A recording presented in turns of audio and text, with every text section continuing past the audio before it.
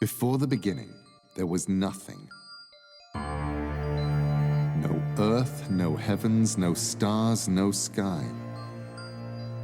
Only the mist world, formless and shapeless.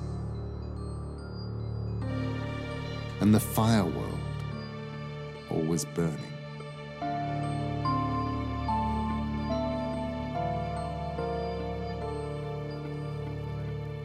In Jotunheim, the home of the giants, is Mimir's well. Mimir, the wise one, the guardian of memory, knows many things. His well is wisdom.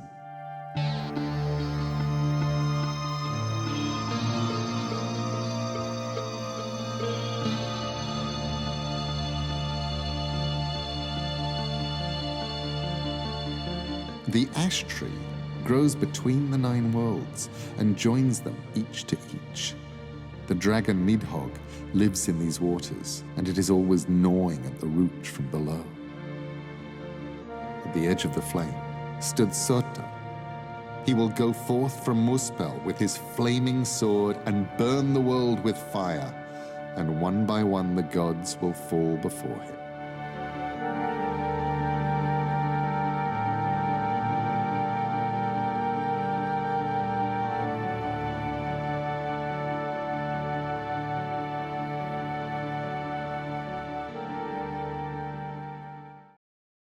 Well, hello, everyone. Happy Wednesday. Thank you so much for joining us, everyone who is here in the chat today.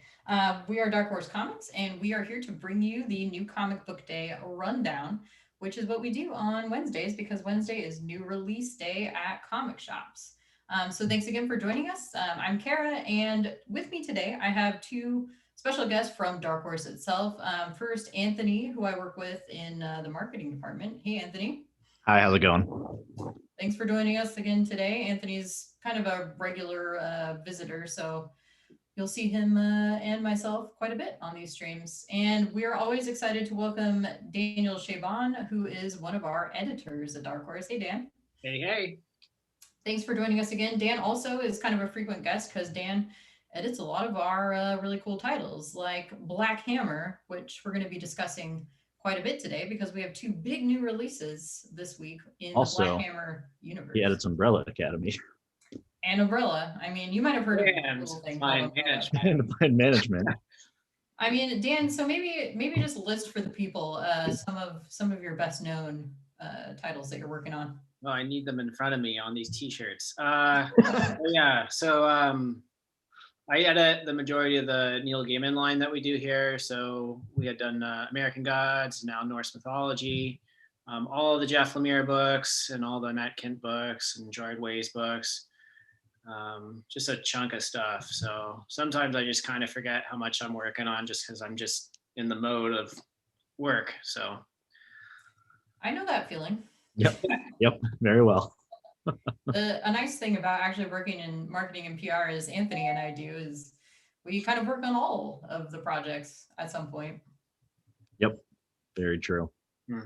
Well, like I said, we are here for the new comic book day rundown. So we're going to get into recent announcements first and then new releases after that. If you have any questions, those who are in the chat about the books that we're going to talk about today, please feel free to drop those in the chat and our moderators will be looking out for them and we'll answer what we can. The Korra stream that I see everybody asking about, that happened a couple weeks ago. We do the live readings. We've done 3 so far. And so the live readings with the voice actors, those are all now available to watch anytime, video on demand on our YouTube channel, which is youtube.com/user/darkhorsecomics. Similar to this, you can see all 3 of those readings there in one playlist and watch them anytime with closed captions. And if we can do more, we will definitely let you know. But our regular Wednesday streams are like this one, where we have new comic book day. And sometimes we have other special guests. Like a couple weeks ago, we had Bill and Ted. The comics had begun for that one, so we had special guests Evan Dorkin and Roger Langridge, which was pretty cool. That video also just dropped on our YouTube, so you can watch the video on demand now and see what those comics are all about, and also watch Roger do some live drawing, which was really fun. So whenever we have special guests like that, we will definitely announce far and wide, so stay tuned for more of that coming up. Today, I also want to let you know what the giveaway is. You can win a copy of the Black Hammer Library Edition Volume 2, which is one of our new releases this week. Enter in the chat the keyword dragonfly once and only once, and your entry will be counted. And then at the end of the stream today, in about an hour, we will draw a winner. And then you just need to send us a whisper here on Twitch, which is a little private message, and we'll be in touch about shipping your fabulous prize. It'll also include some of our new single issues, which we're going to talk about in a bit. So it's a pretty sweet prize pack for fans of really anything that we're going to discuss today. That's about it for housekeeping stuff. I'm going to let Anthony tell you a little bit more about where you can find all the good stuff we're going to talk about. Yeah, so all the books we're going to talk about today, they are available in comic shops. And in the case of graphic novels and art books, you can get them anywhere you would normally buy books. So your Barnes & Nobles, your Amazons, your Books A Millions, your Powell's. That being said, we encourage you to shop locally if you can. Many comic shops and bookstores are offering online ordering, pickup, and delivery right now. So if, as we all still should be, being very careful with the pandemic going on, if any one of your local bookstores is offering those options, please use them. You can check out Comic Shop Locator and indiebound.org to help find shops near you. Indeed. We often shout out specific comic shops and bookstores on the stream too. We're all local to Portland, the Portland area here. So I don't know how many of our viewers actually are, but yeah, check out comicshoplocator.com to see what's near you and maybe discover some new shops who could probably use your support right now. Yeah. Well, Floating World Comics in Portland, they have their online shop and they're offering like shipping and everything like that. And they have a lot of really weird zines, really, really indie stuff. So if you're just into that kind of like just really, really small press indie stuff, for sure, check them out. Yeah. Yeah, we have a good scene for that sort of thing in the Portland area. I think we're pretty fortunate. Yeah. Powell's also has a pretty nice curated zine section. And I like to remind folks that bookstores like Powell's, especially where you can get used editions as well, which are often just things that were maybe a gift and are sold back to the store, but still in the shrink wrap. So don't be fooled by the term used. But bookstores can be a really great source for getting graphic novels that are hard to find, manga too. I know at Powell's we have tons of things like Lone Wolf and Cub, which is also something we're about to talk about, that have become harder to find. And you might score something you didn't think you could get except on eBay. So scour your local bookstores and comic shops. Speaking of Lone Wolf and Cub, we do have 2 digital sales going on right now. I'm going to let Anthony talk about that one in particular first, though. Yeah. So if you like brooding stories with patriarchal figures and small children, and if you like reading your comics digitally, boy, oh boy, do we have a sale for you. We're offering 50% off all of our Lone Wolf and Cub manga right now. And while there's no news yet we can share about, new print runs of those editions, we do have the digital rights to the series, so you can read the entirety of Lone Wolf and Cub right now on digital.darkhorse.com. That's, again, 50% off all Lone Wolf and Cub mangas. So if you've been wanting to get into that, or if you are into that and you just don't have all of them, now's your time. It's pretty sweet. We don't always get digital rights for manga, so it's very exciting that we have that, actually. Definitely check that out. And whenever we have news about new printings of Kojima's works, we will absolutely announce. We're definitely working on it, so stay tuned. Yeah. We also have a digital sale on Neil Gaiman titles in celebration of the upcoming, on October 7th, Norse Mythology series. So right now, all previous Neil Gaiman titles that we've done are available on sale in our digital store. You can get some of the better known titles like American Gods, for example, both single issues and graphic novels. Some of my own personal favorites, which are also a little bit older and so maybe harder to find except in collections like the Neil Gaiman libraries. Creatures of the Night is one that I highly recommend, for example. How to Talk to Girls at Parties by Fabio Moon and Gabriel Ba is on here. Forbidden Brides with like a 40-word long title. All of the great Neil Gaiman adaptations that we've done so far, they're all included in this sale. So go check it out if you're a Neil Gaiman fan, which I most certainly am. And I think Daniel is as well. digital.darkhorse.com, and all of our digital sales, just a reminder, are also mirrored on sites like Comixology if you prefer to use those. So still get the sale price on there too. Yeah, I think we're all gaming fans here. Yeah.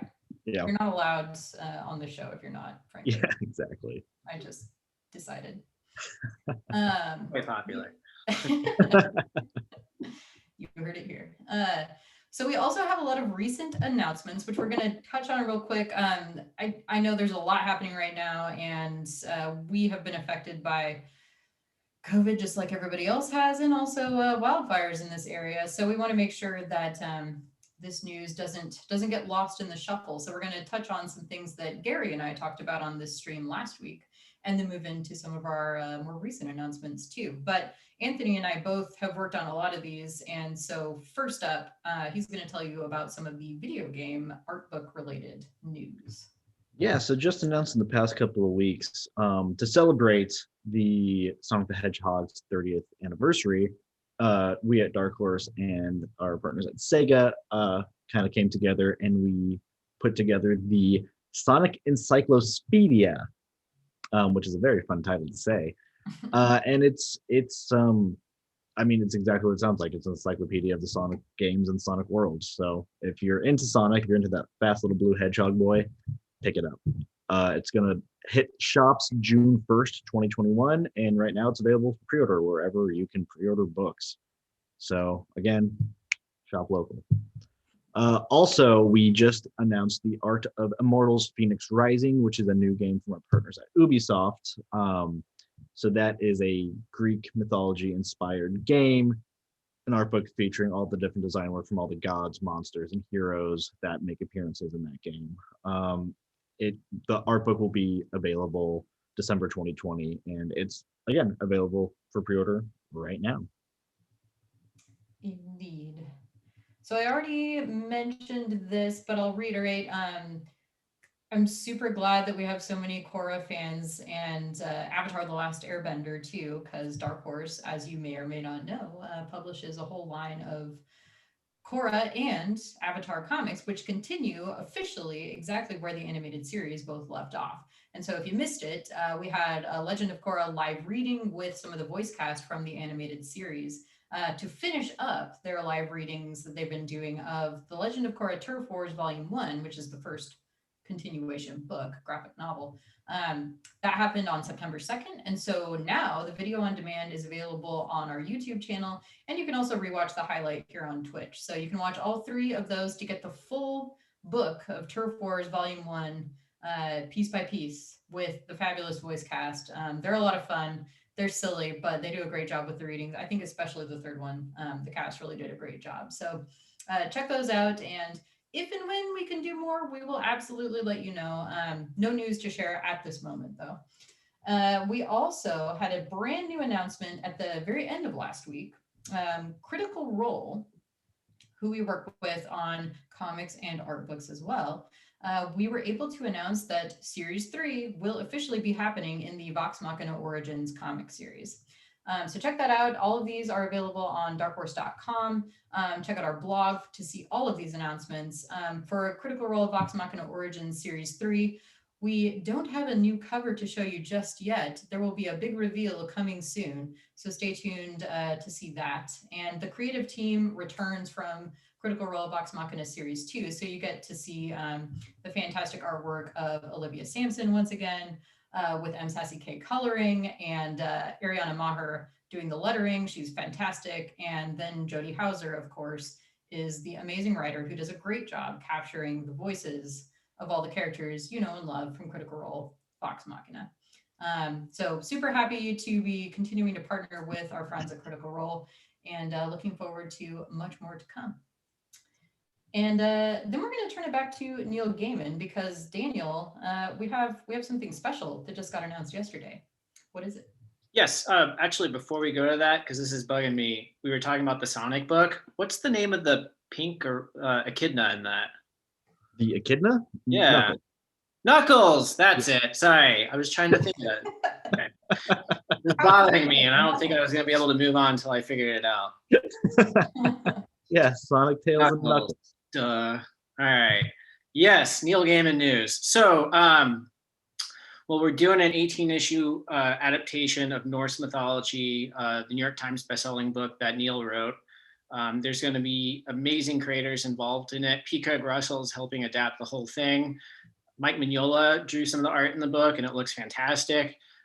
Craig Russell drew some of the work as well. Jill Thompson, David Rubin, Piotr Kowalski, all kinds of different people. So it's really beautiful looking. Again, the first issue comes out October 7th.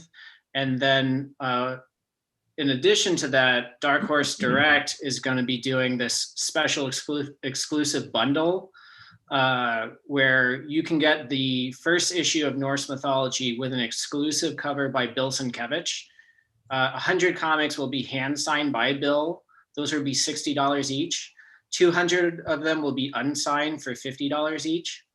And then the bundle also includes this really cool 11 by 14 holographic foil print.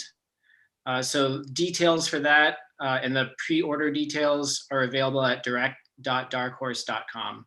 And those are expected to ship out October 30th. So, yeah, so really cool looking.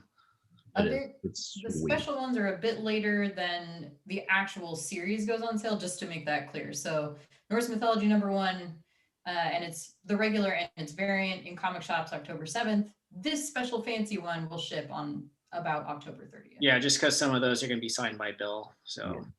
So if you order one of those, expect to get it sometime in November, probably. Yeah, our team is working hard as everything has gone virtual due to COVID and not having in-person conventions. Dark Horse Direct has really taken on a lot of extra work. So, and then of course, this question comes up a lot. I know we just answered it in the chat too. The Korra and Avatar books, I know they've been tougher to find because they've been so very popular lately with the series both being on Netflix now. So all of these things will be back in print. Shipping, though, has just been delayed a bit by COVID. Shipping and distribution, the whole back end behind the scenes process, it's just taking a little bit longer and it's a little more involved. So thanks for your patience. And the Dark Horse Direct team is working hard to get everything on their end shipped out quickly. And yeah, those Avatar and Korra books already being reprinted. Some are already have been reprinted, and we will continue to keep all of them in print, from the library editions to the paperbacks, all of it. So you will be able to get it. Just keep checking in with your retailers to see when they have new stock. Let's see, what do we have next? Oh, Anthony, we have our other video game news. Yeah, we do. So we at Dark Horse can't get enough of video games. Who doesn't love a good video game in their life? We announced and launched our Overwatch Tracer London Calling comic series. So we partnered with Blizzard and the Overwatch team to create this awesome in-canon story about Tracer. It is illustrated by the New York Times bestselling artist Babs Tarr, written by the Eisner Award-winning Mariko Tamaki. And the series follows a young Tracer as she zips through the streets of her hometown in England. So the issue #1 currently is free to read on digital.darkhorse.com as well as playoverwatch.com. Each subsequent issue will be released for free monthly, again, on those two sites, digital.darkhorse.com and playoverwatch.com. And there will be a print run starting in December. So you can, if you are a collector, if you're a super fan of the game, we will have physical copies hitting comic book shops starting in December, with the issue 1, or the standard covers rather, being illustrated by this great artist named Bengal, and the issue 1 variant drawn by Babs Tarr herself. So it's super fun.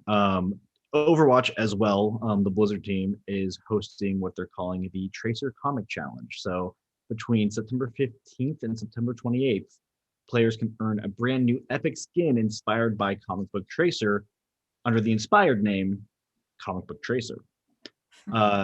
The skin also features original art from the comics, brand new hairstyle, brand new armor. Well, I mean, the armor style is kind of the same, but new coloring. It's fun. Babs had a hand in making that skin for Overwatch, so it's just fun.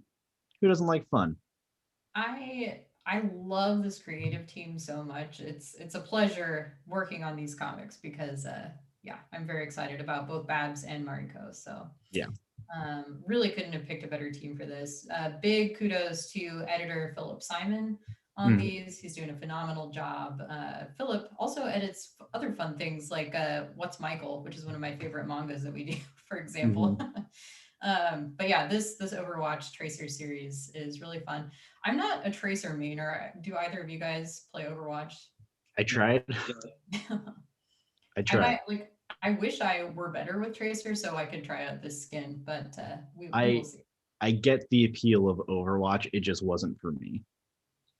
Yeah, it's fun. I mean, it's too bad that BlizzCon, as with all the other conventions, can't happen this year in person because that's one of my favorite shows to go to. Actually, I really like getting to interact with the fandom, and everybody's so excited about all of the games. Not just Overwatch. We also do World of Warcraft books, and we have the StarCraft comics, which the creative team was, or well, the developing team was so excited about. It was really nice to see the developers actually get really into some of the books that we did. So We also do some StarCraft product as well.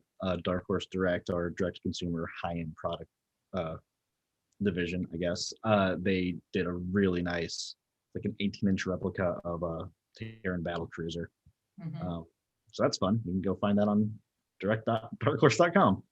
Yeah, But yeah, going we back to do. Overwatch really fast, I personally love Reaper. Uh, he is very near and dear to my heart because of his Mexican heritage. So representation, I love it.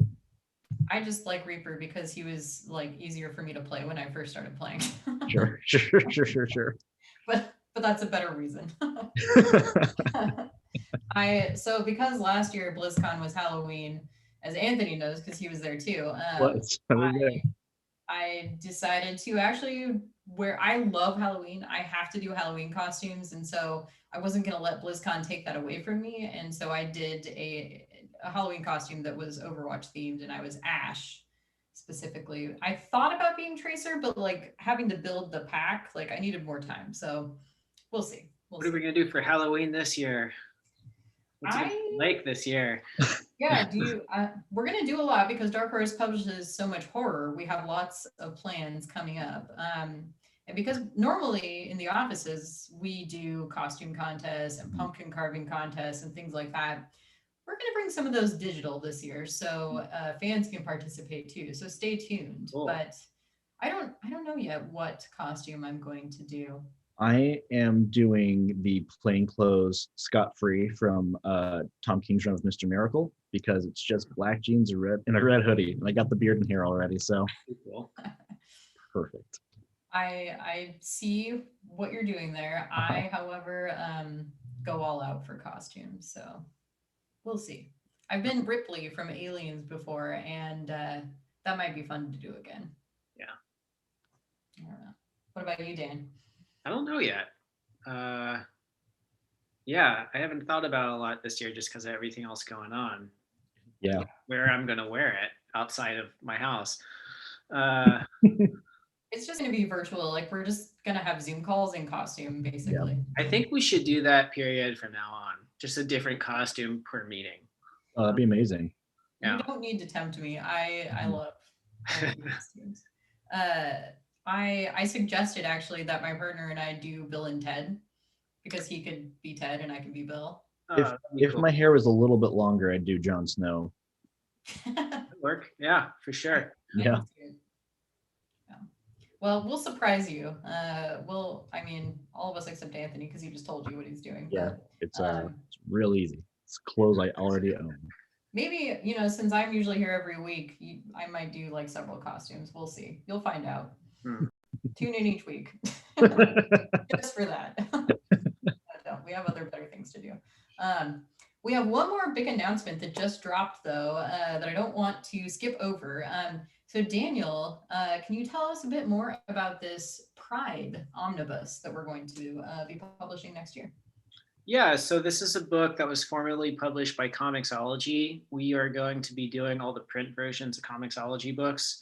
This is probably, I think, the fourth one that we announced. The others so far that we've announced have been Afterlift that Chip Zdarsky co-wrote, Breaklands that Justin Jordan wrote, and Youth and Black Ghost.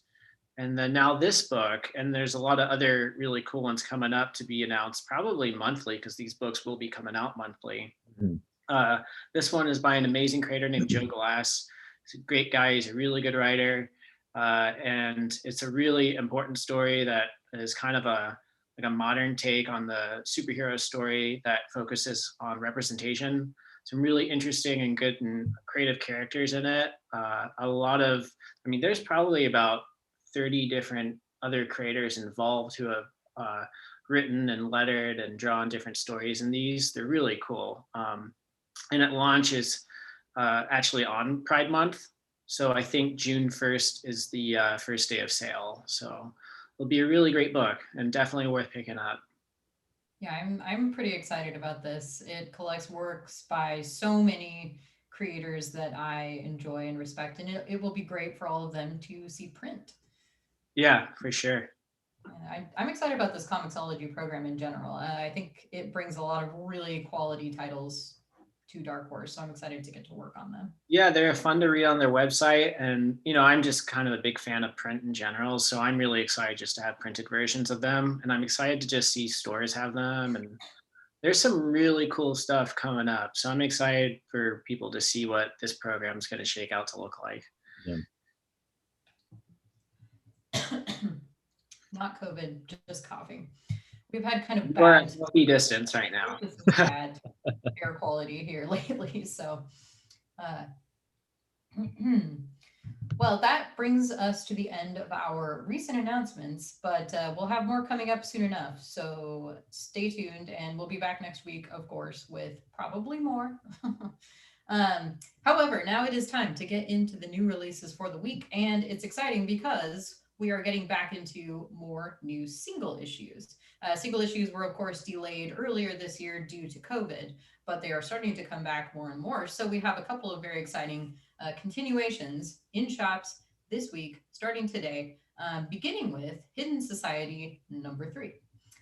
This series is by Rafael Scavone, Rafael Albuquerque, Marcelo Costa with Bernardo Bryce, and this particular issue also has a variant cover by none other than the fabulous Fabio Moon. This series is really fun. If you haven't been following it, see if your comic shops have the back issues or check it out on Dark Horse Digital. But we have kind of a small group of mismatched heroes of a sort that each have interesting and unique, very unique abilities of some kind. Not really like superheroes so much as just kind of interesting magical abilities. And in this particular issue, they are facing internal peril as one of their magical members struggles to learn a necessary spell from the grimoire, and unknowing police attempt to stop them from saving the world. So this series is really fun. The characters are really unconventional, and I like what the team is doing with their, like I said, kind of off the wall magical abilities. So definitely check it out. It's a really fun and unique take. And I love the creative team. The Raphaels have also done things like A Study in Emerald, which is one of Daniel's Neil Gaiman books. And then more Daniel, Skulldigger. Tell us about this. Yes, so I have them right here, actually. So issue 4 of Skulldigger and Skeleton Boy came out. My room's really dark. I don't know if you can see these. So this is issue 4 of 6 that are coming out.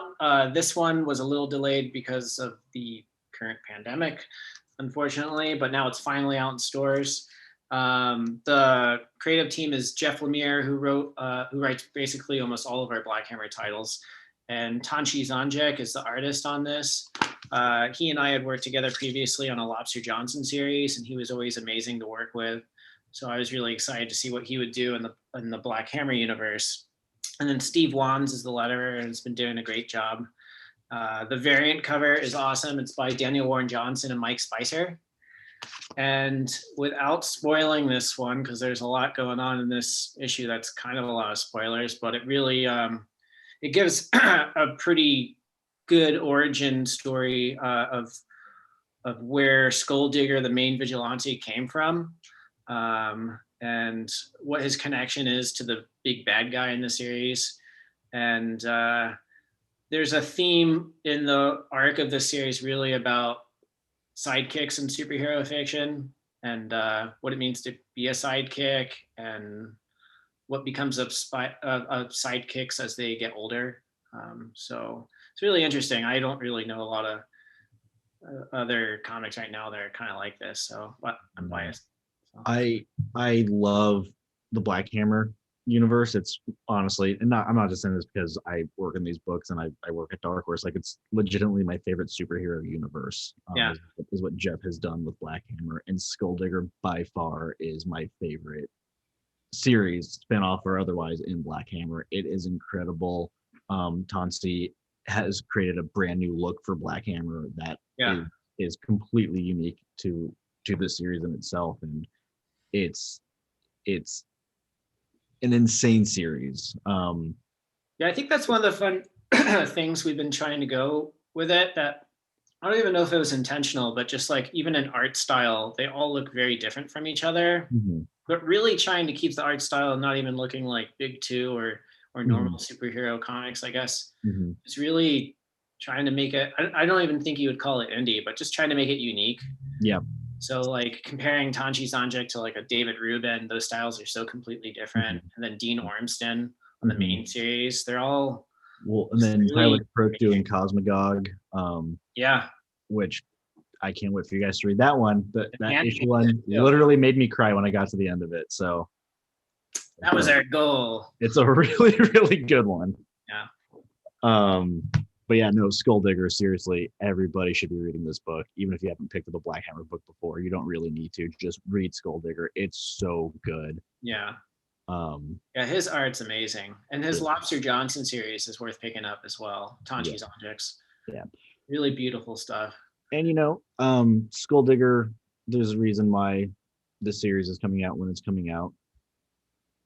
You're going to want to read it if you're going to want to keep reading Black Hammer in the future. So yeah, another good point that Kate also has made on previous streams is all of these Black Hammer side series are great starting points if you haven't read any previous Black Hammers. So just to note that, like if you haven't read it before, don't be intimidated to pick these up too.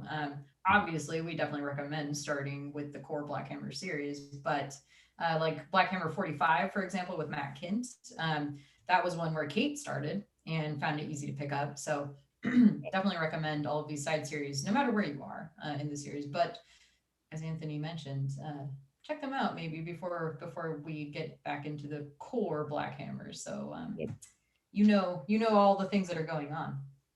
Yep.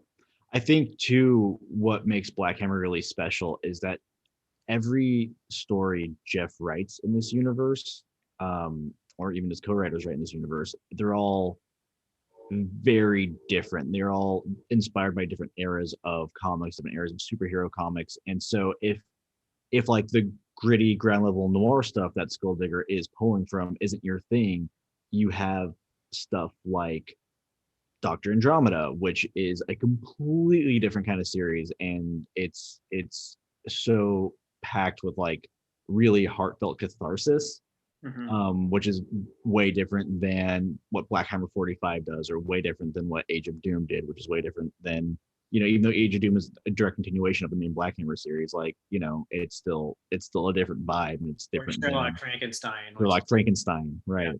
Yeah. So there's real looking. There's for sure something in this universe for everybody, and as it continues to grow, there will for sure be more stuff for everybody.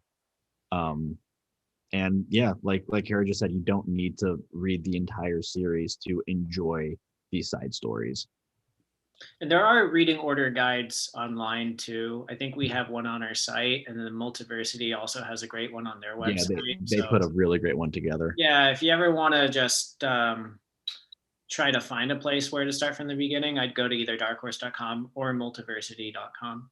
Yeah. Yeah, we had a reading order created a little bit ago. And of course, by the time we can share those publicly, it's already time to update them with yet more Black Hammer books. But that being said, we will find that last one and share it on social again so that you all can see it. Because as we have Black Hammer coming back on the schedule, it's never a bad time to get those reading orders out there. And I know Mark is here from Multiversity, so I'm sure he can point you to the Multiversity guide as well. Mhm. Also, I just want to mention too, not only is Colonel Weird Cosmic God coming out soon, but Barbalian Red Planet is also coming out soon. Written by Tate Brombel and illustrated by Gabriel Walta, who worked with Jeff on Sentient over at TKO. Also, an incredible series, way different than anything else in the Black Hammer universe. Hey, there's Gary sharing the reading order. Thanks, Gary. Yeah, thank you, Gary. Can you say Colonel Weird Cosmagog 5 times really fast? No, I can't. It's, here's the thing with Try it. titles like that and tongue twisters. In my head, I can say it as fast as I want to without screwing it up. My tongue is just real big and dumb. The hardest one for me ever, I used to be in theater in high school, and we had to do exercises like that. And there was one line where we had to say 8 eager, able eagles like 8 times really fast. And it was kind of impossible. Yeah, How I get easier than it actually is. the red leather, yellow leather. That's as fast as I can do that. So, for being a public speaker for Dark Horse Comics, I'm very, very bad at public speaking. Oh God. Man, I kind of miss all those vocal warm-ups. I used to be a singer and do like voiceover stuff, and yeah, we had a lot of good ones for that. I never did like theater. I think they have the best ones, like the most ridiculous ones, because in my opinion, the best ones are the most ridiculous ones. But like we used to have to sing warm-ups that were like 99 nuns in an Indiana nunnery. So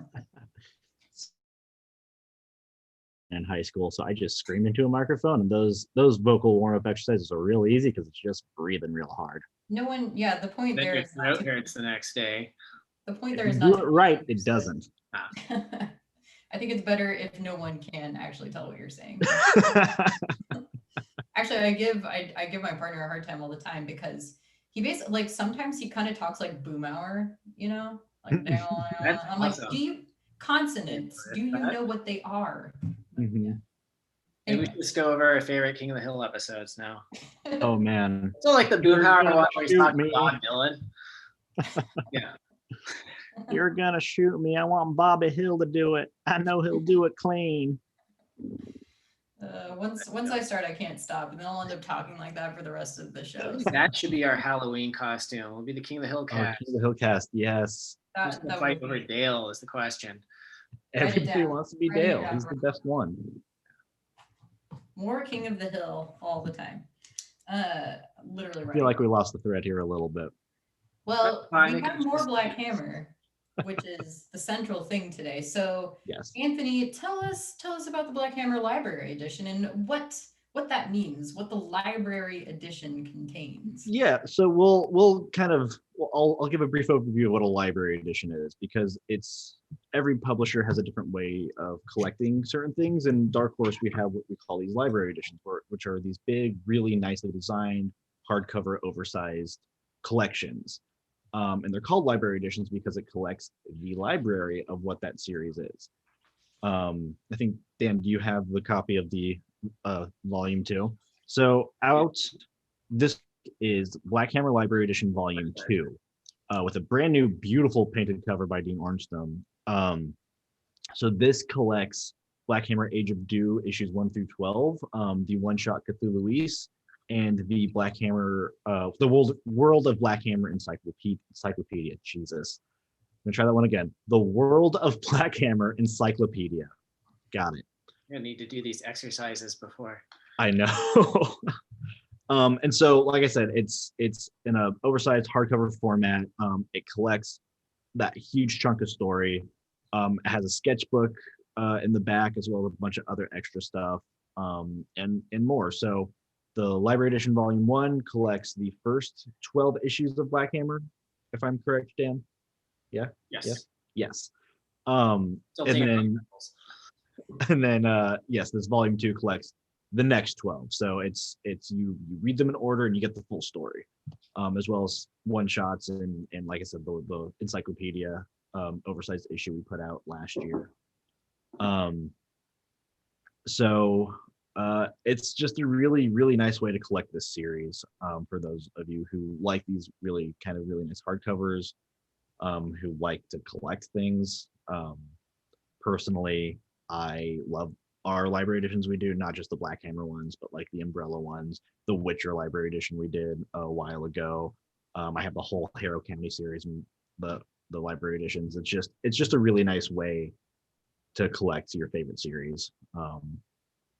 So obviously Jeff Lemire, Dean Ormston, co-creators of Black Hammer. This also has material from Emmy Lennox, who drew Cthulhu Luis, Rich Tomaso, Dave Stewart coloring, Todd Kling lettering, Eisner Award-winning letterist Todd Kling lettering. So it's just a really fun, nice book. I don't know. I like it a lot. I like library editions. I like having my big hardcovers. Oh, and I'm a total sucker for things like our library editions. I love the nice deluxe hardcovers of any book that I love. So if you are like me, and apparently like Anthony, then these library editions are just, I think, the best, like the ultimate way to collect the series that you really love. Yeah. Dan, maybe you guys both can talk about this a little bit too, but so because the core story collected in here is Age of Doom, and then in the previous library edition that Anthony was talking about, collecting the first 12 issues of the core story, what I like to point out, especially to people that are new to Black Hammer, is sort of what the theme of each series is. So can you talk a little bit about, like, what the inspiration for the first series of Black Hammer is, sort of the Golden Age, Silver Age comics, and then Age of Doom, what that sort of draws its inspiration from? Yeah, like you said, at least for the first arc, it does, Black Hammer, when it first started, it was a project that was pitched to Dark Horse, I think 10 years ago. And it was pitched to this editor, Diana Schutz. And I'm giving you the long version. Maybe I can try to make it as short as I can. And Dark Horse was interested in publishing the book. It was only going to be 12 or 13 issues long.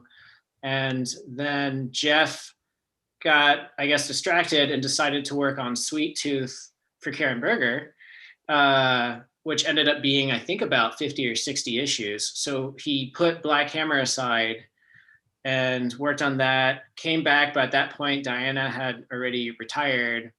And then I started working on it.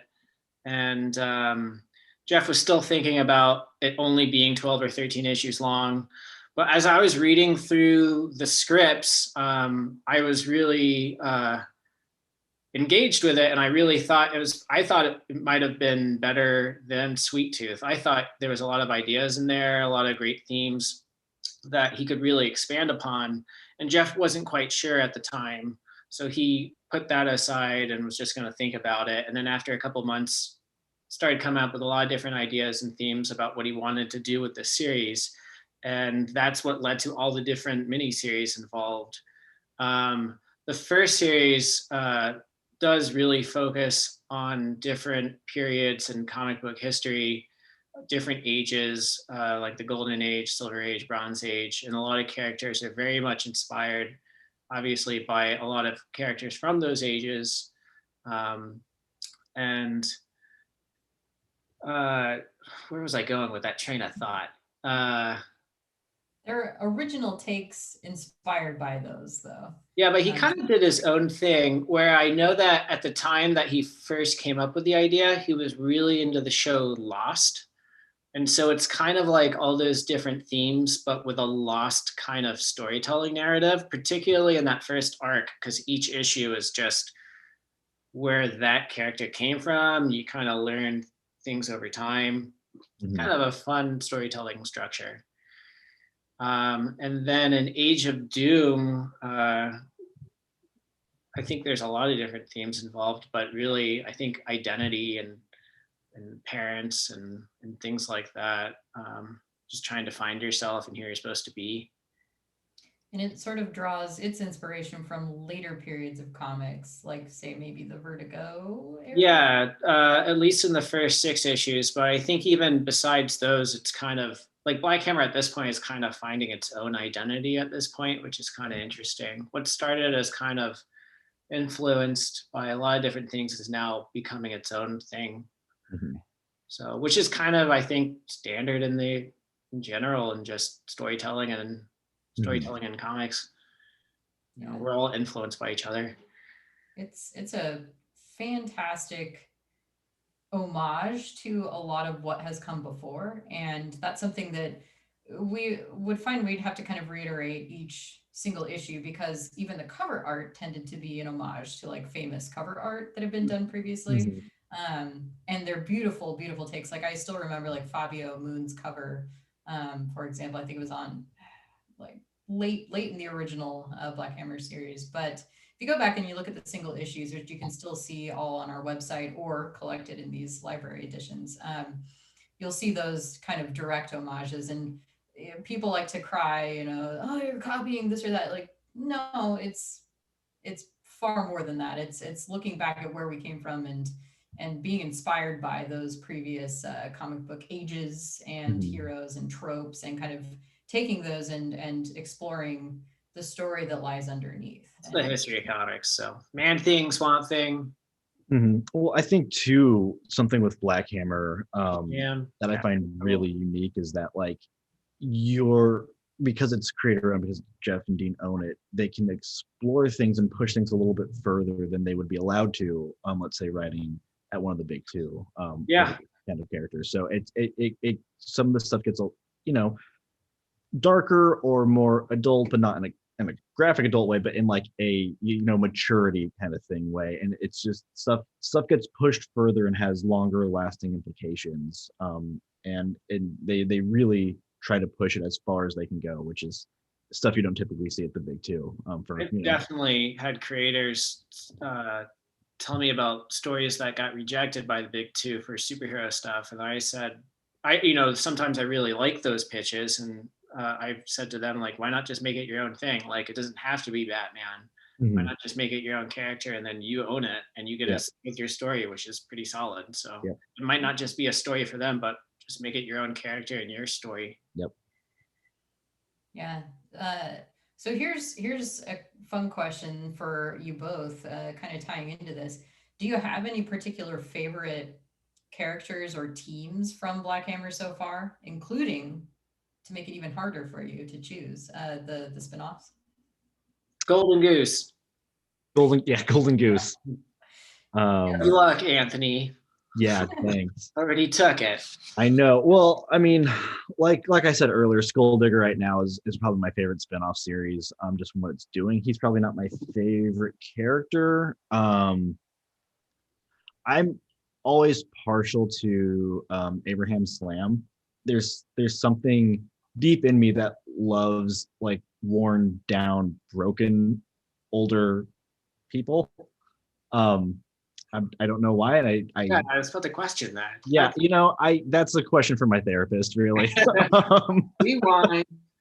But I don't know. There's Abraham Slam since page one of that first Black Hammer series has always just kind of been who really sticks in my mind as like Black Hammer when I think of Black Hammer. And there's just something so both heartwarming and tragic and brave about just how he kind of sees what his world is, accepts his world, and tries to help the rest of his found family in that way. I don't know, and it is a very tragic story. I'm not trying to spoil it for anybody, and he's a very tragic character. And reading back now as like having more omniscience over the series, having now read the series, it's a very kind of Sisyphean task he's set himself out to do. But I don't know, there's just something about Abraham Slam that just really speaks to me. Another good one, I don't know if you can see it, is Cthulhu, who's like a supervillain that has a big Lovecraftian octopus head. He smokes cigarettes and he's a plumber. Very cool. That David Rubin art. Yep. Grim Jim's also neat. I like Grim Jim a lot. Grim Jim's good. Oh, The Horseless Rider too is really cool. Right there. I want to know more about the Horseless Rider. I'm also a huge sucker for like Western coded stuff. Insector. Yes, I like that one as well. I like those issues with Rich Tommaso, and we get kind of like wacky. Yeah. His art's super cool. He did a great book called Um, Black Corridor, and when I saw that, I was like, "Oh, we should get him for the Hammerverse." Did Horror of Collier County, correct? Yes. Great book too. That you can find currently out in a nice edition that Dark Horse did last year on Well, hardcover. Yep.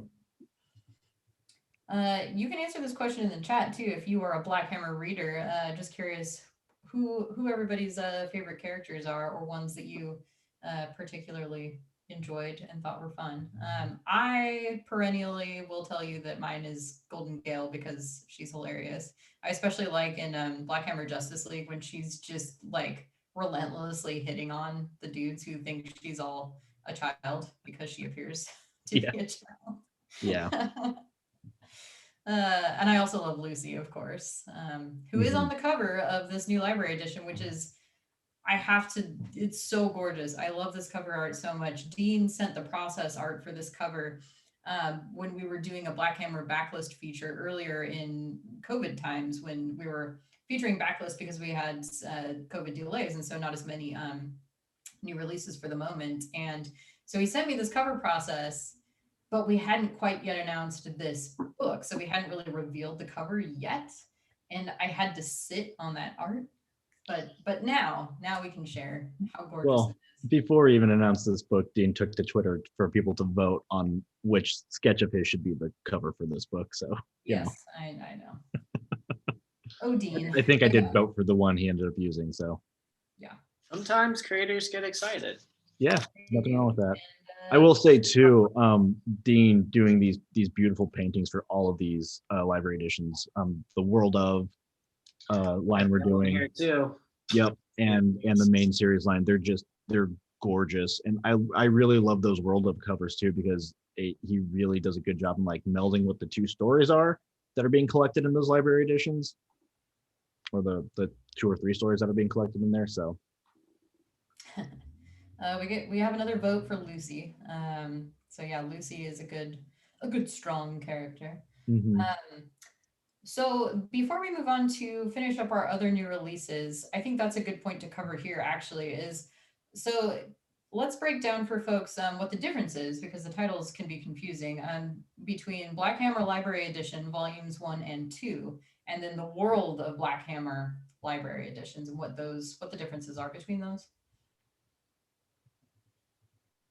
Wait, to me? Yeah, Dan, you want to take Say that that one? one more time? I'm sorry. I'm still on Knuckle. So let's explain to people what it means that we have the Black Hammer Library Editions and then the World of Black Hammer. Got it. Black Hammer Library Editions is pretty much collecting the main series, and we'll have a few bonus things in the back. Like this recent Black Hammer Library Edition has Age of Doom, which is part of the main series, and also Cthulhuese, which is a special one-shot. And then the World of Black Hammer is 2 of the tie-in series. So this one collects Sherlock, Frankenstein, and then also Dr. Andromeda. So all the World of ones will have all the tie-in series that we're going to be doing. Sorry about that. I believe World of Volume 2 is Black Hammer 45 and Quantum Age. Quantum Age. Thank you. Yeah. And then at some point, Skulldigger and something else in there. Yes. So we do get those Probably questions kind of weird. frequently too, like, are you going to collect this or that one shot or side series or something? And yes, pretty much always. We can't announce it until we have the firm plan, but stay tuned for more. So Black Hammer, obviously kind of our big focus this week because we have both a new issue of Skulldigger and Skeleton Boy and then also this new library edition of Black Hammer with beautiful new cover art by Dean Ormston. We do, however, have some other books out this week, including 2 new manga releases. It's been a little bit since our last manga release, so I'm going to cover both of those for you here. First up, we have Ms. Koizumi Loves Ramen Noodles Volume 2. Ms. Koizumi is, of course, an anime that is currently on Crunchyroll. So we're excited to work with Crunchyroll again to bring this manga to US readers. We also, this is something that we talked about when the first volume came out, but it's been a little bit. The translator for this, editor Carl Horn, who you may know, he is notorious and amazing and one of the premier manga editors, I would say. I wish he would come on a stream sometime, but he is camera shy, unfortunately. But he found this local Portland chef to be the translator on this series. Her name is Kato Blystone, and she brings all of her knowledge of actual ramen to these translations. So you'll find a lot of real authenticity, and then also recipes in each volume of Ms. Koizumi Loves Ramen. So don't miss it if you are a manga fan. These are kind of nice slice of life style manga. In this particular volume, Yu is worried about whether Ms. Koizumi might have a boyfriend. But as usual, the only thing that Ms. Koizumi is worried about is missing all the taste to try in ramen. So it gets into, as you know, if you have watched the anime or read the first volume, gets a lot of detail into the proper ways to eat ramen and the different flavors of ramen. And it's just one of those very food-focused manga, just very peaceful and soothing, and will probably make you hungry. So it's really beautiful. I love the art in it, and the translation, as I said, is very expert. So don't miss it. Available at bookstores and comic shops, wherever you normally get your manga. Then also this week we have Danganronpa, another episode, Ultra Despair Girls, Volume 2. So another Volume 2, continuing the Danganronpa manga, which we have been publishing for some time. We have several different series, so don't miss those on our website if you did not know that we published Danganronpa. In this particular volume, both friend and foe await Komaru and Toko as they delve deep into the subway tunnels. In an underground arena, Masaru, the leader of the Killer Kids, who call themselves the Warriors of Hope, may stand triumphant above a pile of dead grown-ups. But this boy doesn't stand a chance against Genocide Jill and Komaru's teamwork. So, Danganronpa, Ultra Despair Girls, Volume 2, also now available, both volumes at comic shops and bookstores, wherever manga is sold. And then we're going to round it out with some kids titles. So I'm going to let Dan tell you about some new PVs. Oh my God, Zell's here. Now you notice. I'm Sorry, reading it to the people about manga. Hi, Zell. Oh my God, Zell's here. Yes. So can you sit still for a sec? We have a Plants vs. Zombies box set coming out. It's the 6th one. It collects 3 original Plants vs. Zombies graphic novels into one box set. Story-wise, it's up to Nate, Patrice, Crazy Dave, and the most fiery plants to battle a seemingly eternal winter in Snow Thinks. An army of devious microscopic zombies spread a slew of sicknesses to everyone in Neighborville in A Little Problem. And Dr. Zombos creates robots to mimic Nate and Patrice and lead the plants astray in Garden Warfare Volume 3. Creative team, it's by Paul Tobin, Jacob Chabot, very close to my name, Kat Ferris, Sarah Solar, Heather Breckel, Ron Shannon, Addie Crassa. Sorry. A lot of contributors because 3 books in one box set. Yeah. Yeah, these PVZ box sets are awesome for those kids who love the PVZ comics, which are, of course, super popular. And we had Paul and Ron and Kat all on stream earlier this year when we first started streaming during COVID, because they did some live drawing for kids. So you can check that out still on our YouTube channel. And we'll share that around again, because now we have some new Plants vs. Zombies for you to enjoy. But yeah, thanks Dan for bringing Zell on to help talk about this book. Not her cell phone, unfortunately. Zell is Dan's Shiba Inu. She wants my food on this table. Who I love and sadly cannot dog sit for currently because of quarantine, but I appreciate when she makes her Zoom appearances. My cat Rex usually barges in, but he did that earlier on just a meeting call, so I guess he's absent today. So sorry for the Rex fans out there. Anthony has our final book to bring our new releases to a close. Yes, so we have Disney Pixar The Incredibles 2 Slow Burn. It's a trade paperback, younger readers graphic novel. If there's one thing Dash is known for, it's being the embodiment of speed, from fighting evil villains to simply eating breakfast. Dash doesn't do anything at a normal speed, and it is sometimes not the most ideal situation for the rest of the family.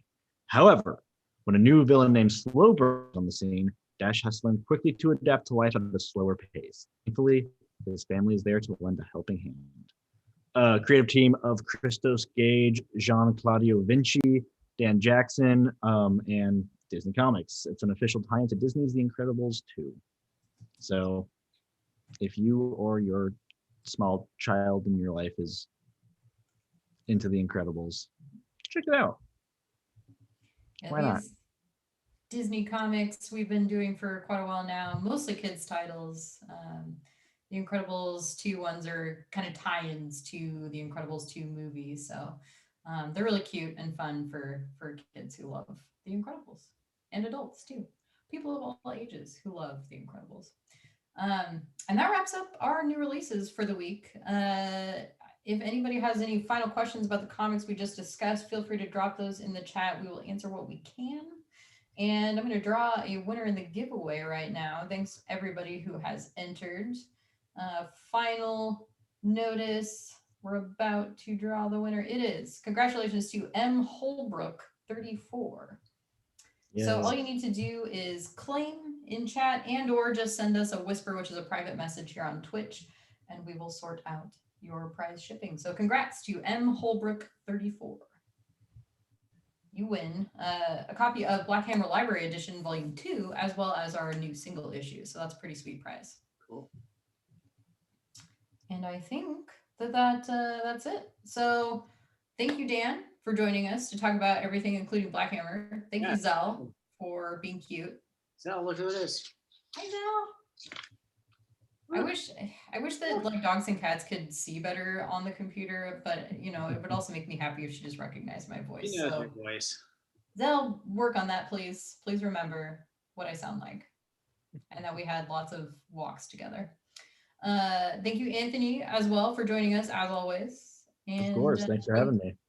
Yeah, thank you everybody for joining us in the chat. Congrats again to our giveaway winner. And we will be back every week on Wednesdays at 1 p.m. Pacific time for the new Comic Book Day Rundown, and often with special guests. When we have special guests and other happenings, we will absolutely announce those on our website, on our social media, and here on our Twitch page. So check back to see the latest. We do have some more exciting things coming up as ever. So meanwhile, we'll see you on next Wednesday, and have a good rest of your day wherever you are.